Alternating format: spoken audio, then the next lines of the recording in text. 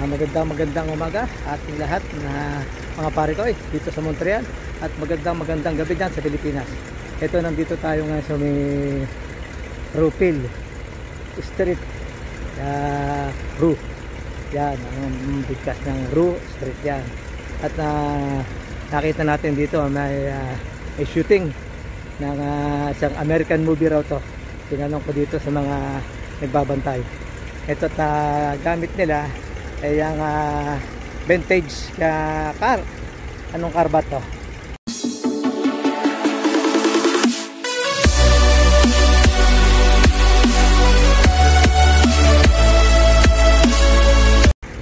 Anong car ba to? Vintage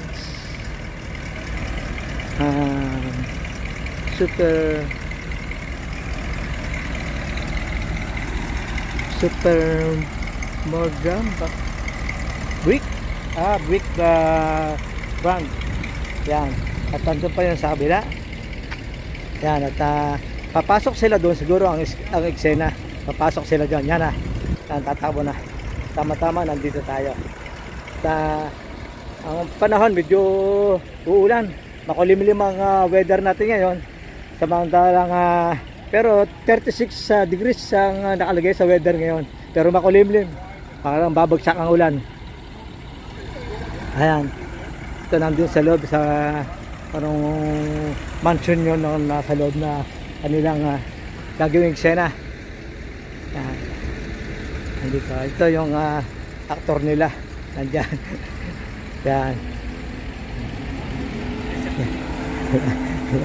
Okay, bye. At umpisa na sila ang paggano. Tayo ngayon aakyat dun sa Montreal. Aakyatin natin yan. Papunta tayo dun sa lookout ng Montreal. Naakyat na natin to dati nung winter. Ngayon spring, aakyat ulit tayo. Kada season aakyatin natin to. Third week of June,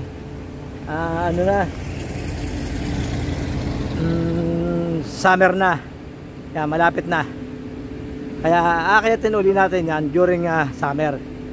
Tapos susunod fall, aakyatin din natin para makita nyo ang bawat tsura ng kapaligiran dito every season. Ayan ang isa pang vintage car na gagamitin nila sa kanilang shooting. Ayan, shooting sila rito.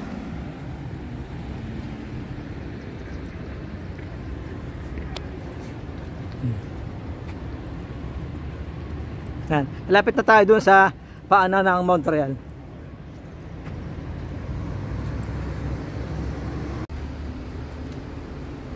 Yan, ilang hakbang na lang nandun na tayo sa hagdanan ng Montreal Grand Staircase. Yan, puntahan natin yan. Kumulimlim na naman, nawala na naman ang araw. Ayan. At bantay sarado ng mga pulis yung bawat kanto rito, kasi nga may shooting doon sa gitna ng Peel Street. May shooting sila.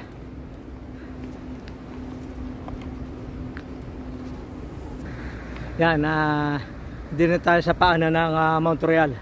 Akyatin natin yan. Yan. Pero ano pa naka-red pa, maya pa tayo tatawid. May pulis pati. Yan, nandito na tayo sa paanan ng Montreal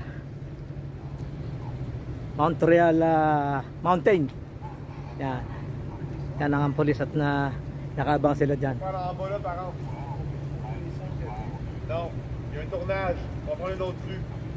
May shooting daw dun sa baba, kaya di sila papadaan dyan kasi sarado ang daan hanggang doon. May shooting kasi. Kaya shooting American movie. Yan. Dito na tayo. Pakayat na tayo dyan sa bundok. Ito ang first step na hagdanan. Yan.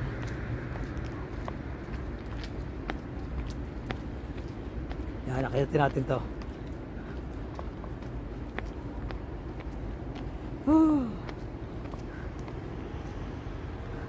Yan.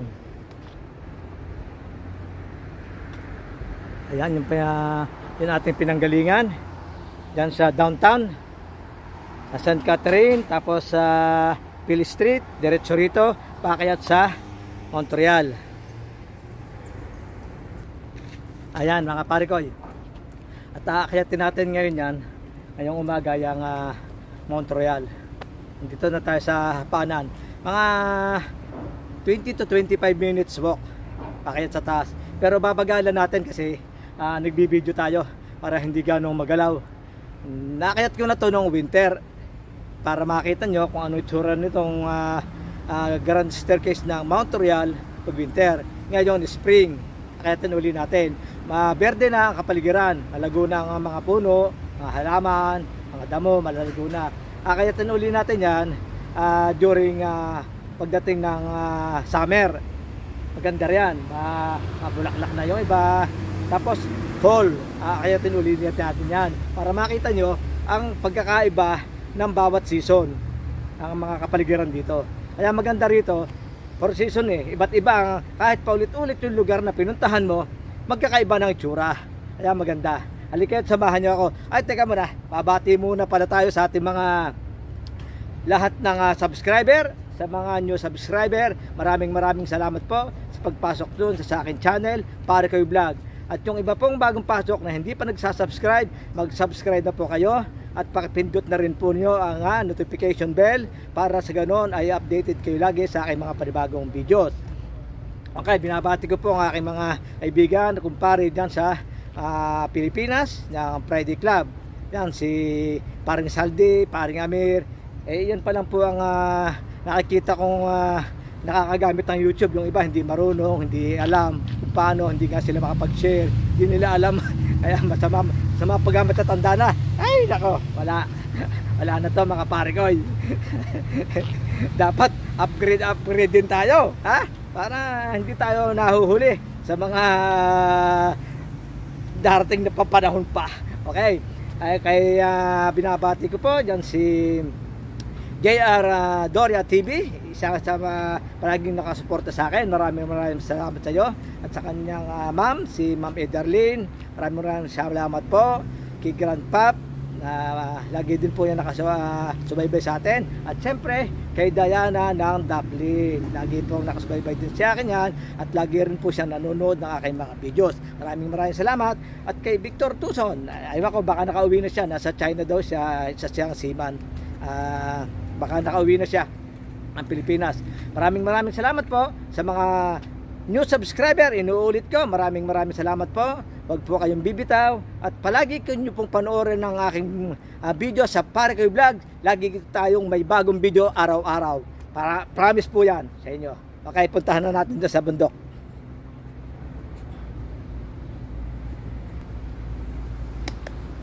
Punta na tayo doon sa akyat na tayo sa bundok.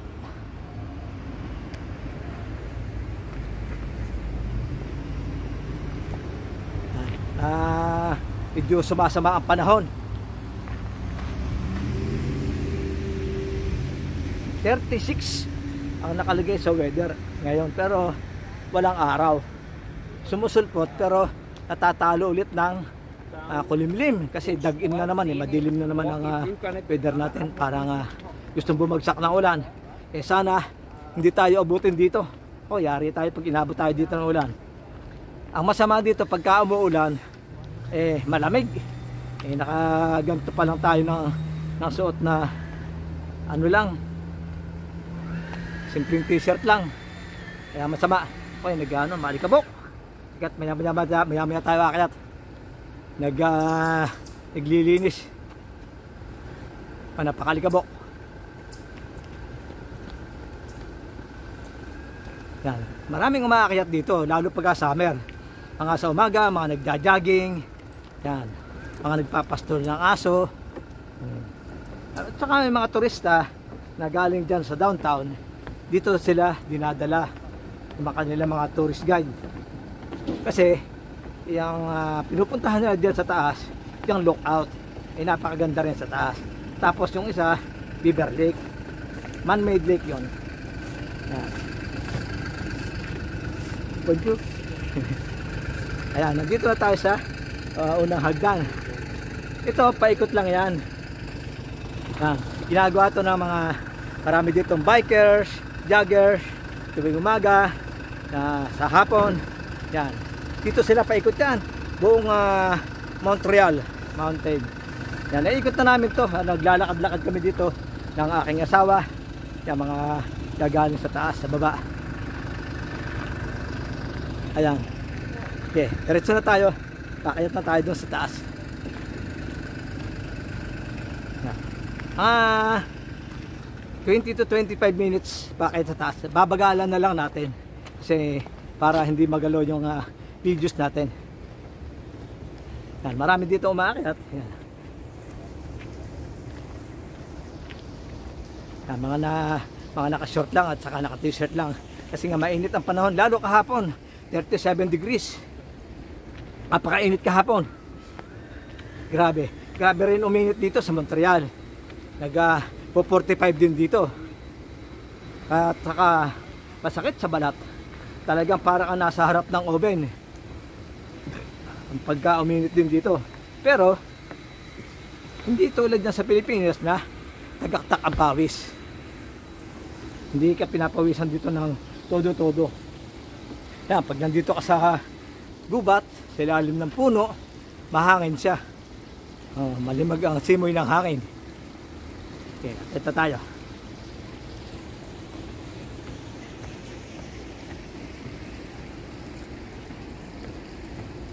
Ayan. Dahan-dahan lang ating paglalakad para yung videos natin hindi magalaw. Ayan. Teka't kuha muna tayo ng pan-thumbnail. Yan. Sipat tayo dito ng konti. Yan. Hindi ko na siguro ikakat para dire-diretso ang ating video. Para makita nyo. Kung ano abutin to, kung ilang minuto aabutin. Yan. Kaliwat kanan, may daanan. Paikot yan. Paikot yan sa bundok ng Montreal. Ayan dyan. Maraming nagja-jogging dito. Yan, mga galing na sa taas yan.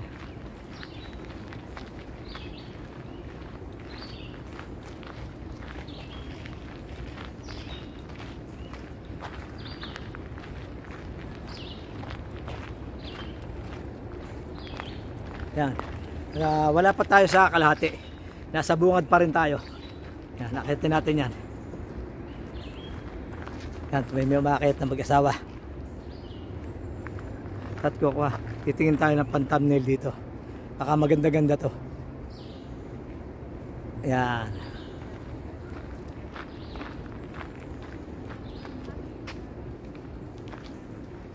Yan, mga galing yan sa taas. Bonjour. Bonjour. Yan. Mababait naman sila rito. Ang babate. Ay, isa pa to, mukhang magandang pan-thumbnail. Yan.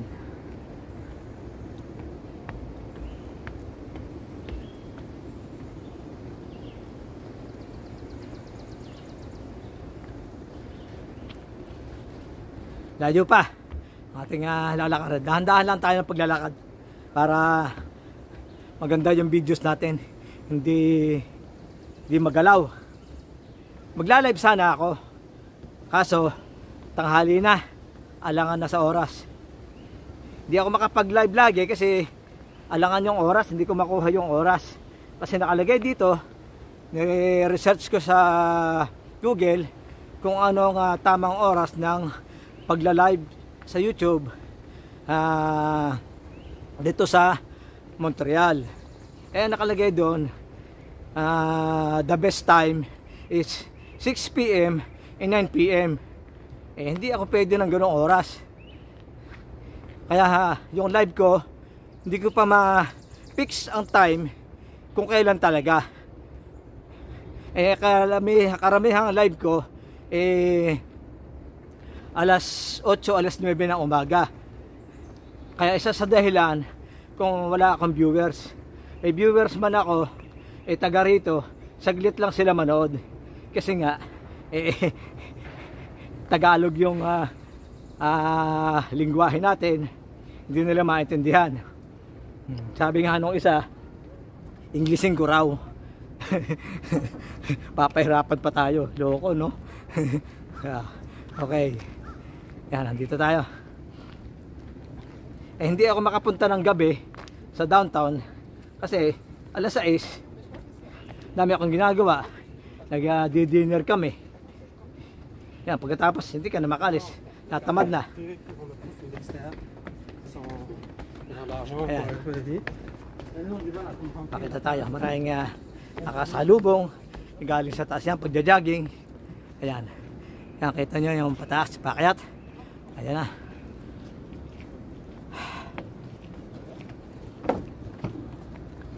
Dahan-dahan lang tayo pag-akyat para hindi tayo hingalin. Kasi mataas-taas din to.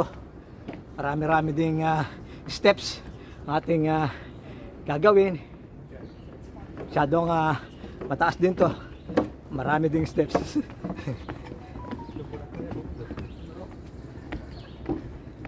Ayan. Kakahingal din. Mainit, makulimlim ang panahon. Ayan. Tandahan lang tayo ng pag-akyat.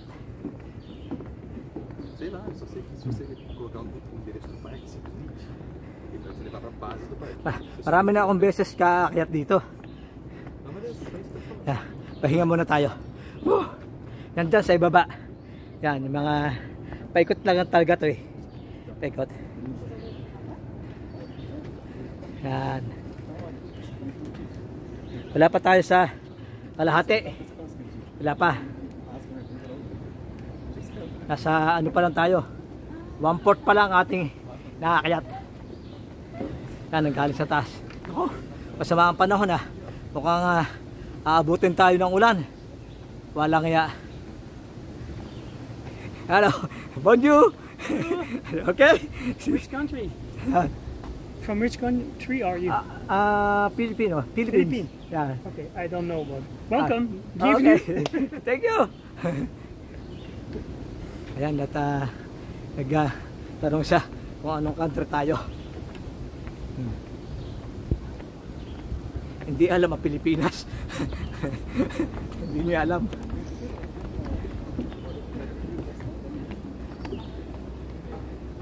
Ayan.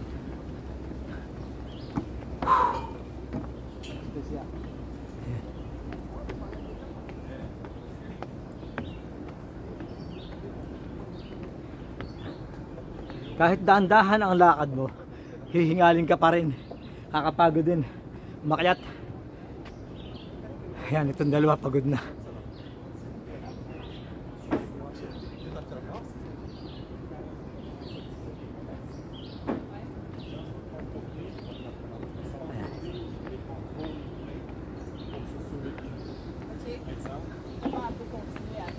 Oui, ça. Quelle surface? Exemple, il y avait l'intelligence qui avait accès à l'intelligence. Malapit na, malapit na. Nasa taas na tayo.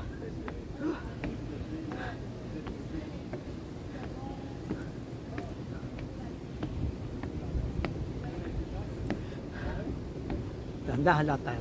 Yan. Yan, nakikita nyo mga pare ko. Laguna, green na green ang kapaligiran. Yan, malalago ng puno. Hindi katulad ng winter, talaga siyang kalbong-kalbo. Pagka winter, parang baligtad na sa na puno. Nasa ugat ang nasa baba ang ugat, nasa ugat ang taas. Yan, kaya tayo. Kakahingal din.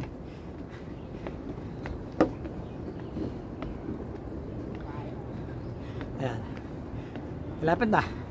Kunting tiyaga pa. Makakayat na natin to.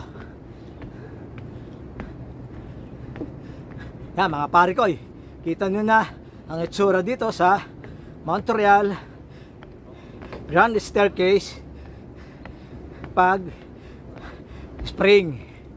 Yan, ito ang itsura nya. Yan, ikot natin yung camera pababa. Ayan, ito kasabay ko to, pagod na. Yan, yan, malapit na tayo. Nasa taas na, tatanaw na natin yung mga building sa downtown. Ayan, lapit na.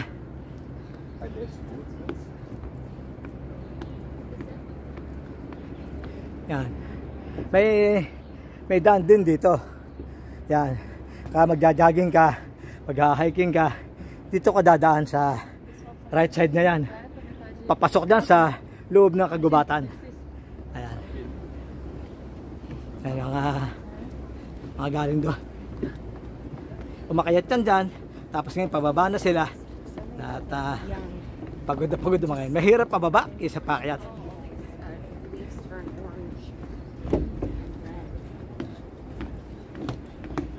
Yung malapit-lapit na. Ayan na. Ayan. Siguro ito gawin natin din pan-thumbnail. Yan. May mimili tayo ng pan-thumbnail natin. Yan, malapit na tayo. Yan, konti na lang.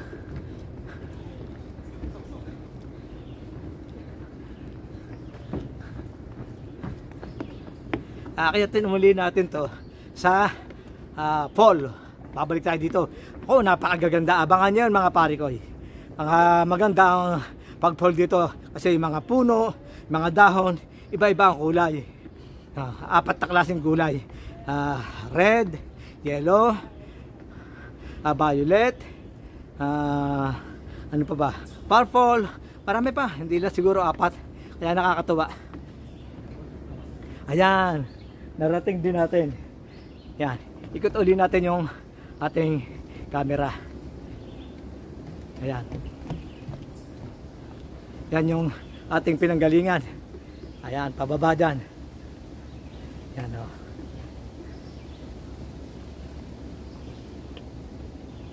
Ikot na natin. Dahan-dahan lang para hindi kayo mahilo. Ayan. Andito na tayo sa pinakataas. Ayun. Ito na yung lookout na talagang dinadayo nila. Ito dati hanggang dito lang yung hagdan. Ginawa yan nung pandemic, ginawa itong concrete stairs na yan. Hanggang dito lang dati. Kaya ito bago to. Bagong hagdan yung ginawa nila to. Dinugtungan. Ayan. Ayan. Dito na tayo sa taas.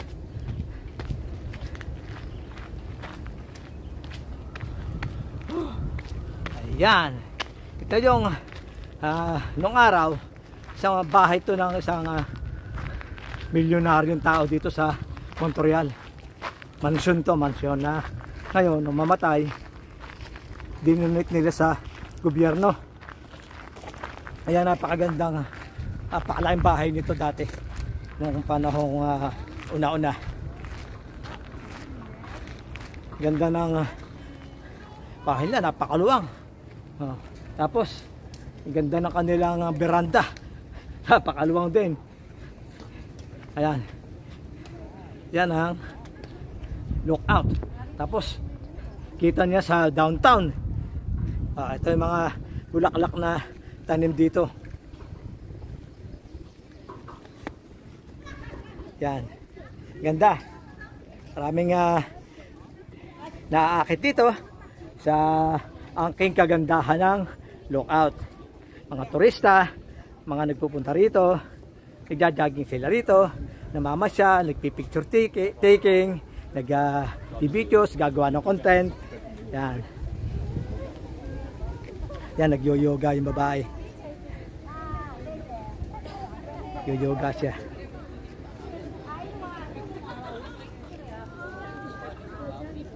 Ayan, marami siyang hindi gaano karamihan na tao kasi Huwebes pa lang. Kaya wala pang gaano tao. Kaya inom muna tayo. Ayan. Yun, sumikat na ulit ng ang araw. Medyo uminit ulit. Naglalaban ng araw at ulan. Ayan. Ayan, sa baba. Ayan ang tanawin dito sa lookout. Kitang kita yung mga building dyan sa downtown St. Catherine. Ayan.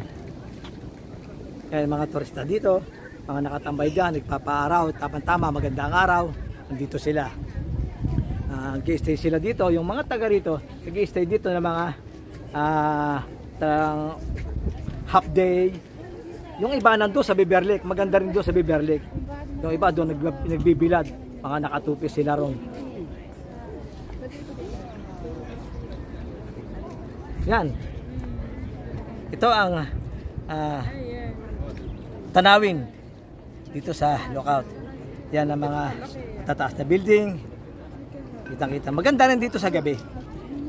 Kitang-kita yung mga magagandang ilaw. Gagandahang mukuti-kutitap. Hindi pa ako nakakapunti rito ng gabi, nakapag-content na gabi. At bayaan nyo mga pari ko, i-content natin yan ng gabi.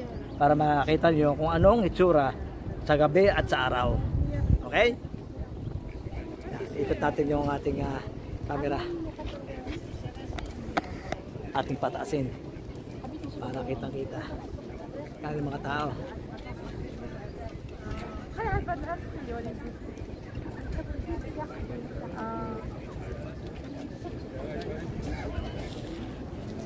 Ayan.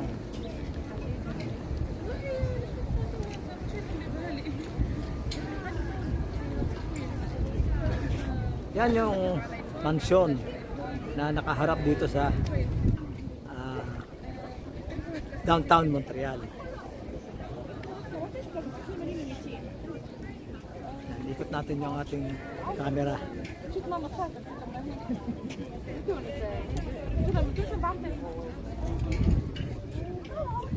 Nakaka-relax dito sa taas kasi malakas ang hangin. Kaya nakakatuwa dyan sila tumatambay dito. Nagmumuni-muni, relax. Yan. Ito ang kanilang tambayan. Itong lookout na to.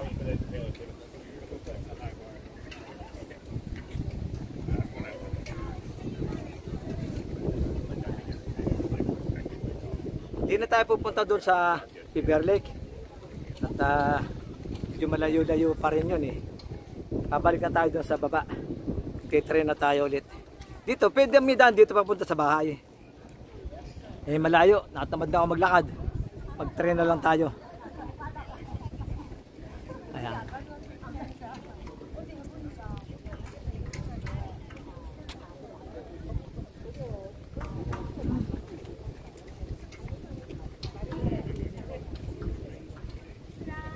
Yan mga turista. Tuwan-tuwa sila mag-video rito. Ayan.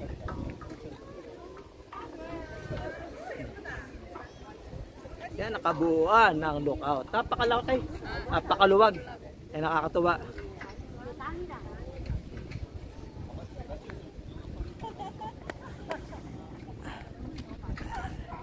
Baba na natin ang ating cellphone stick.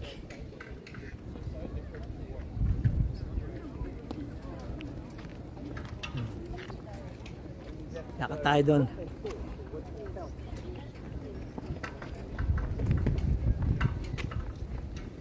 Yan ang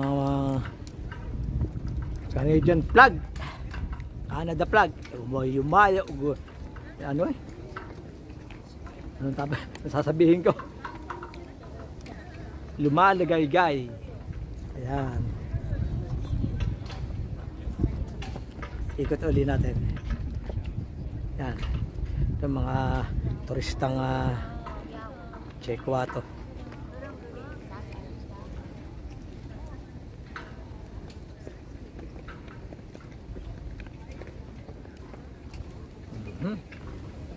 Yan, bababa na tayo.